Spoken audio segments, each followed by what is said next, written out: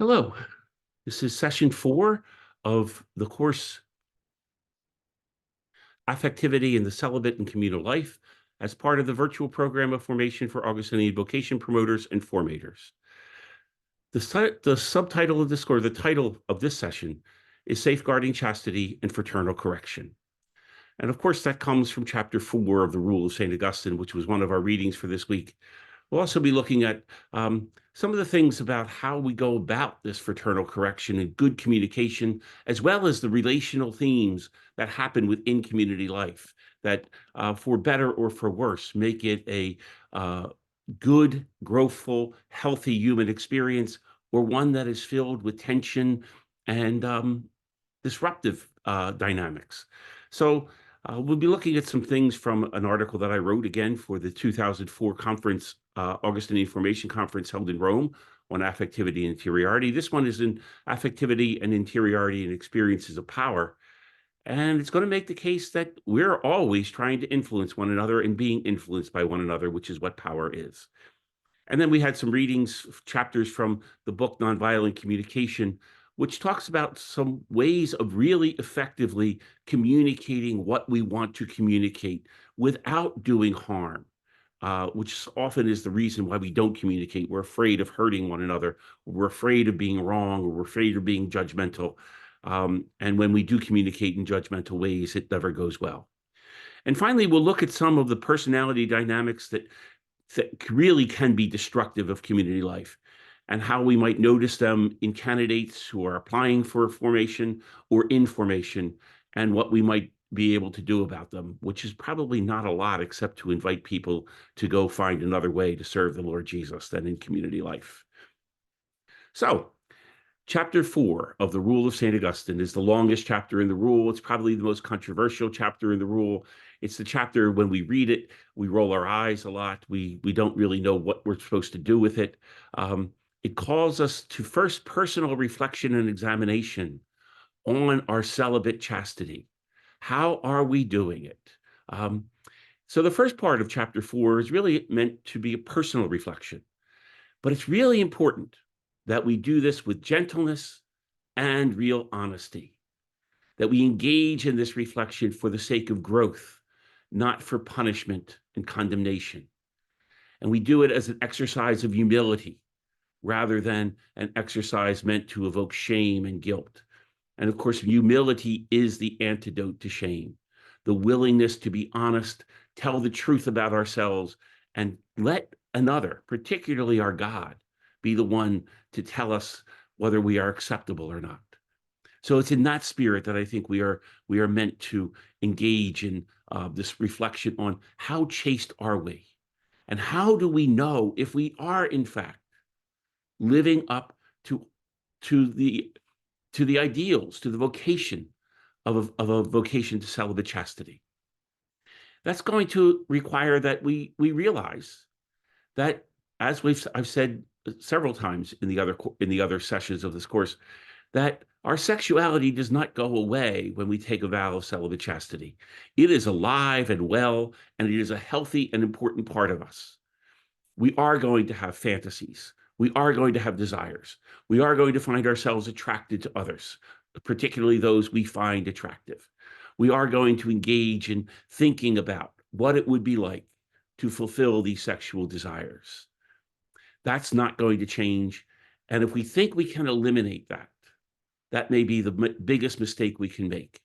That will be destructive to our humanity, and that will not help us be chaste, and will not help us treat others with the respect and the love and the goodness that they deserve. But when we notice that these are happening, we can indulge in them, or we can notice that something is stirring in us, and we have a call to pay attention to.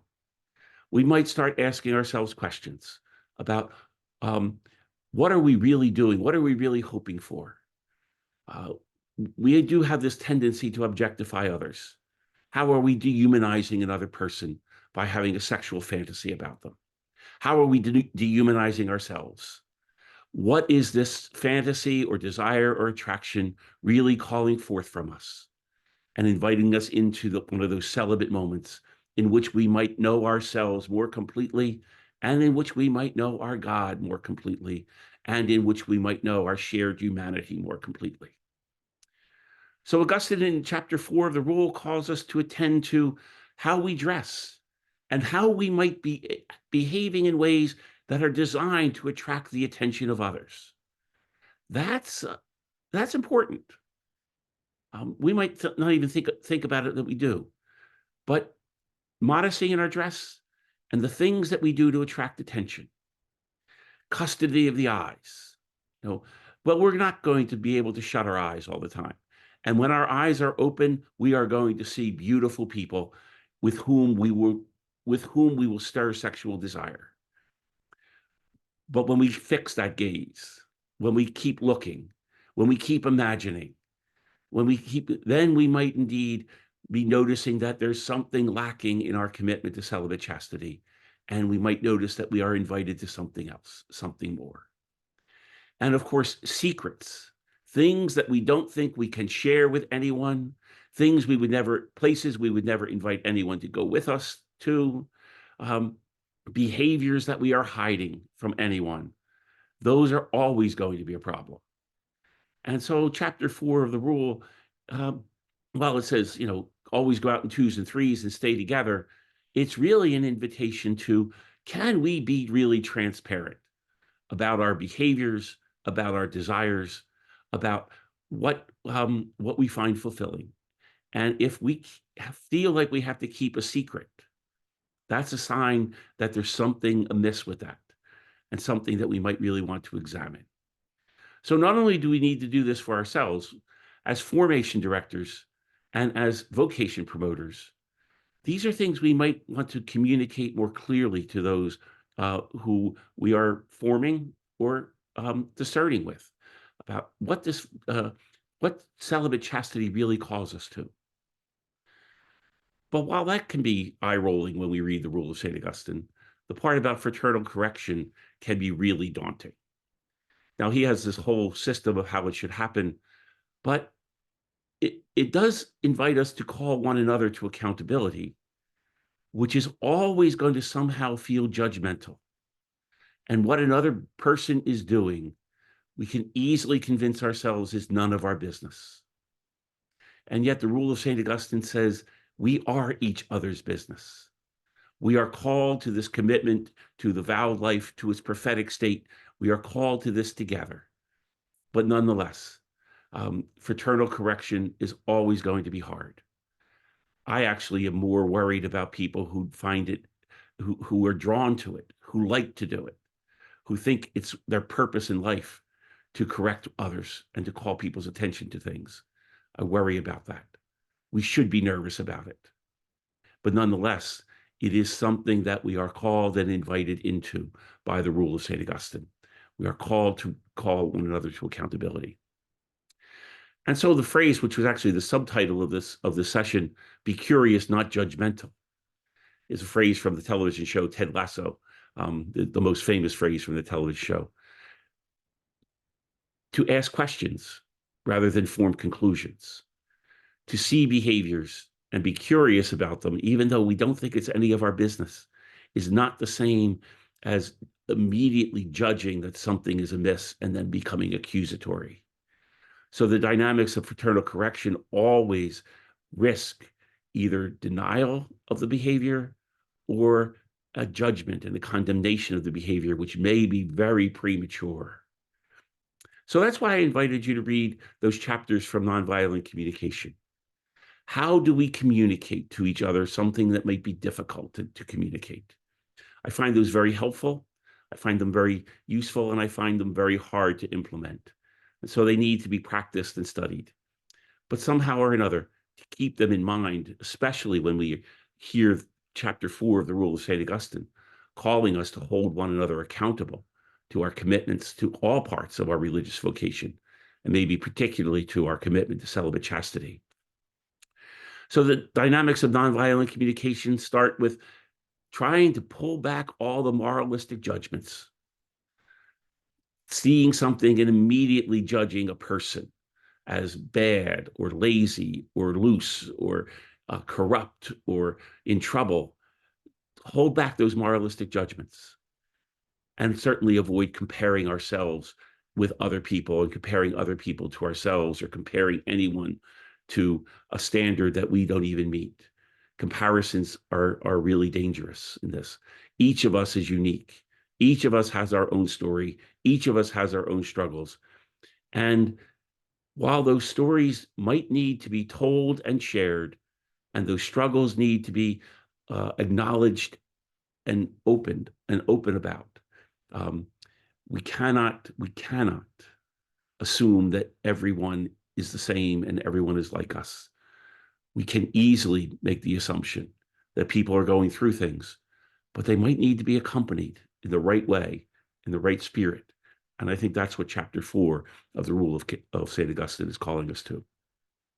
So the dynamics of nonviolent communication start with accepting that responsibility and inviting everyone to accept the responsibility for their vocation and the commitments that they have made within it.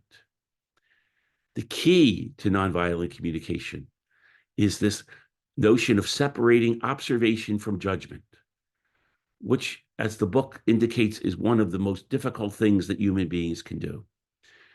It says it is the highest form of human intelligence, the ability to see something and not immediately rush to judgment about it, but rather to be curious about it. See, first examining what we are seeing is doing to us intellectually and emotionally, and sharing that rather than judging the person engaging in a behavior that we might observe. Fraternal correction done by nonviolent communications should use I statements rather than you statements. When I see whatever you see, when I see you dressing inappropriately, I think, which can be a judgment, but it's a thought. I worry, I think that you are trying to call too much attention to yourself. And that evokes feelings in me of fear or anger. It's all about me. When I'm talking about what I see, what I think, and what I feel, we're actually communicating about ourselves.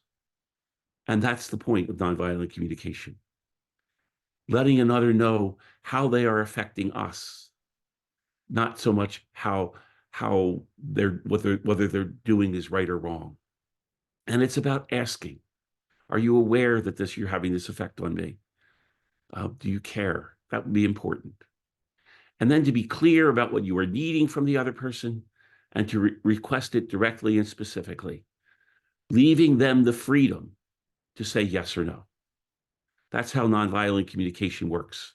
So I think those chapters are very valuable chapters, not just on fraternal correction, but on communication in general within the common life.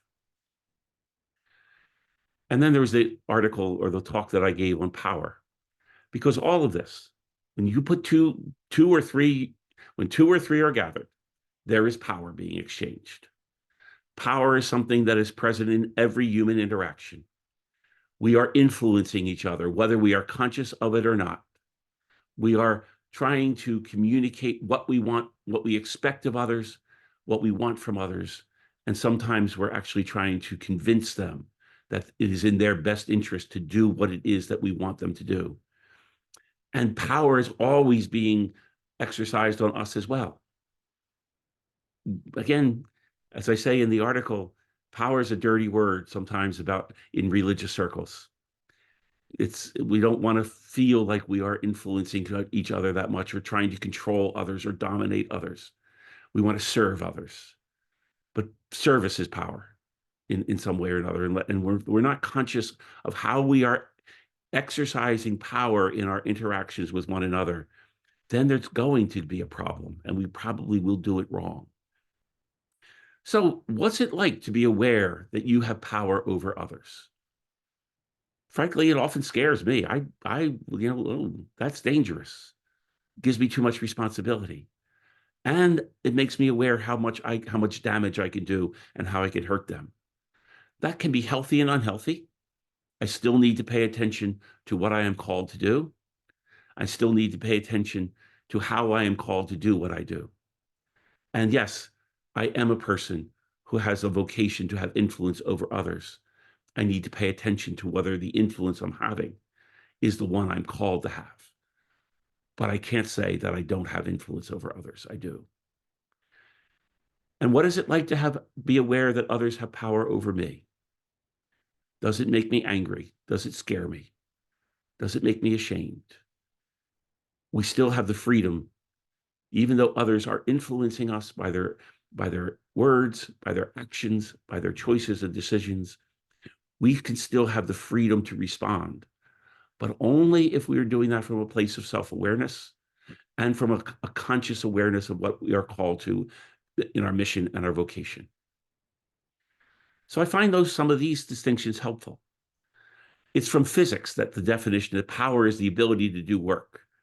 And from psychology, the power is the capacity of one person to change another. And again, we might feel a little too much about that. We'll feel a little cautious about that. And yet we are called to be prophetic. And we are called in that capacity to invite people to change. And we are called to change ourselves. But power is not the same as authority. Authority is the responsibility for carrying out a particular task. If you're a formation director, you have authority. You have authority to teach, to form, to discern, to guide, to tell, to correct. That's authority. You may not have the power to do that. It doesn't come with it. Power is a personal capacity. Authority is a social responsibility.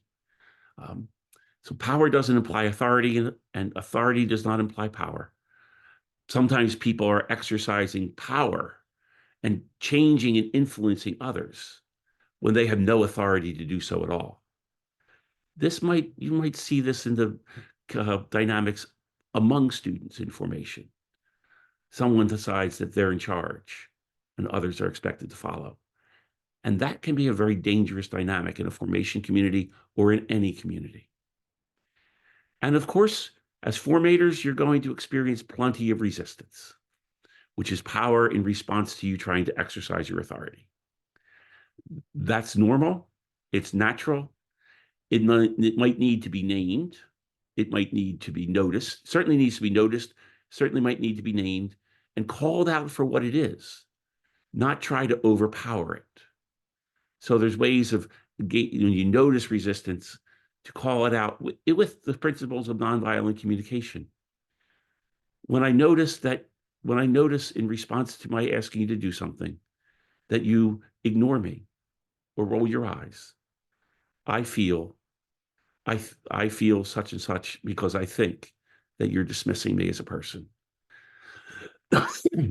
Learning to speak like that is very different than ignoring the resistance or just expecting that it's going to go away. That will not work. And trying to resist the resistance or overpower the resistance will never work. So in the middle of that talk that I gave, I threw up this slide, and there's a big explanation of it within the article. So I'm not going to go through all that now, here and now. You can read much of it, but I'll just point out some important highlights, because these relational styles are happening all the time within our communities, and they're happening wherever we are engaged in relationship with others. This can be an exercise first in noticing ourselves. How do we try to get others to do what we want them to do? How do we express our needs? How do we express our desires? How do we express and ask for what we need? And as well as noticing how others are doing that to us and how we might respond to others doing that to us. So you read about or you will read about the two axes, the power axis, the dominant and submissive, both ways of exercising power, and the affiliative axis, how much we like other people near us, the hostile friendly axis. You read about each of the quadrants, where the secure quadrant, where we have a positive view of ourselves and a positive view of others, is the only one that's really, truly healthy, and the only one that is really, truly loving, the only one that is really, truly what we're called to do, and yet it is very rare. We might think about the normal curve when we look at this, where most people are in the middle. Most people are either anxious or ambivalent. A few people are secure. A few people are dismissive. But the goal is for all of us to be secure. That's easier for some people than for others, depending on backgrounds and learning styles and all this sort of thing. But noticing how we relate to each other, especially when it comes with exercising power and influence, will tell us a lot about ourselves and a lot about candidates and people in formation. The secure quadrant, of course, is a positive view of self and a positive view of others. I matter and you matter. And so it's possible when two secure people are engaged in a relationship that there can be a great deal of freedom of expression, because it's always going to be done with respect for the other as well as respect for the self. The anxious quadrant, the negative view of self, makes it difficult to us to express our needs and desires clearly. And instead, we want everyone to guess. We want everyone to meet our needs without actually asking for it. While we will trip over ourselves to meet the needs of others, whether they want us to or not. The ambivalent quadrant is the passive aggressive people. And this is where an awful lot of resistance to any positive change, any sense of renewal, any sense of true conversion, any sense of transformation in Christ that's supposed to be happening in our communities gets stopped dead in its tracks. Ambivalence is about stopping anything from happening. And it is an enormous source of power in community life because it is invested in making sure nothing changes. Negative view of self, negative view of others. And the really dangerous one is the dismissive one. A positive view of self. I matter, you don't. You exist to meet my needs. And as long as you do that, as long as you worship me, as long as you give me everything I'm asking for, as long as you never challenge me, then I will allow you to exist. So notice a couple of things about that. There's the dismissive and the anxious quadrants. Notice how the charges, the electrical charges of them, are polar opposites, making them incredibly attractive to each other. So anxious people are going to be attracted to dismissive people because dismissive people will tell them who they're supposed to be, whatever the dismissive person wants them to be. And for a while, that's security for the anxious person. But of course, it's incredibly dangerous. And if the anxious person rebels, they are dismissed, or worse, bad things happen then. The dismissive quadrant people can threaten in very powerful ways people who generally are secure. And the reason for that is secure people will follow rules. They will keep confidences. Dismissive people don't care about that. Dismissive people do not want to be in charge, but they don't want the secure people to be in charge either. So they will do things to try to challenge their authority, topple their power. And they will evoke rage in the secure person. And the temptation to challenge a dismissive person is very dangerous because a dismissive person will not follow any rules and will not listen to reason. The other one that's particularly challenging is a secure person in a relationship with an ambivalent person. The secure person may call forth appropriately for something new, something changing, and they'll ask, and they will be resisted. And that might make them angry. And as soon as they get angry, as soon as they carry the anger of the ambivalence in themselves, they have lost the battle, and the ambivalents have won. So when dealing with ambivalent people, the formula says, never back down from your requests. In fact, raise them and constantly shower them with affection and affirmation, never anger and rage. I don't know if that will work. I know that getting angry at the ambivalent doesn't work. And I know that as soon as we lower our expectations because of resistance, we've lost because they know they've got us. The anxious people are the most redeemable in this, because if you can foster a sense in an anxious person that he or she truly matters, and that will happen when they can be direct and honest with their feelings about the relationship they're having with us, then they're moving towards being secure. And that can be a really good thing. Finally, I asked you to read an article that I wrote several years ago for the Religious Formation Conference. They asked me to write the article on disordered personality dynamics and their impact on community life. Personality disorders are styles of behaving and of relating with others that are very, very dysfunctional, that they interfere in good social relationships. They can interfere with occupational functioning. Disordered personality dynamics can have a very negative impact on ministry, and they absolutely wreak havoc within a religious community. They also can't be easily changed. And so the best thing we can do as vocation promoters and formation directors is when we see that someone is behaving with a disordered personality, is to somehow invite them out of the community. This would be the parallel with chapter 4 of the rule of receiving letters in secret from somebody. Disordered personalities just make community life and they make ministry actually completely counterproductive. And disordered personality styles make the people around the person with the personality disorder miserable. They don't necessarily make the person themselves miserable. So there's a contrast between mental health challenges like depression and anxiety and schizophrenia, which affect the person who has the disorder.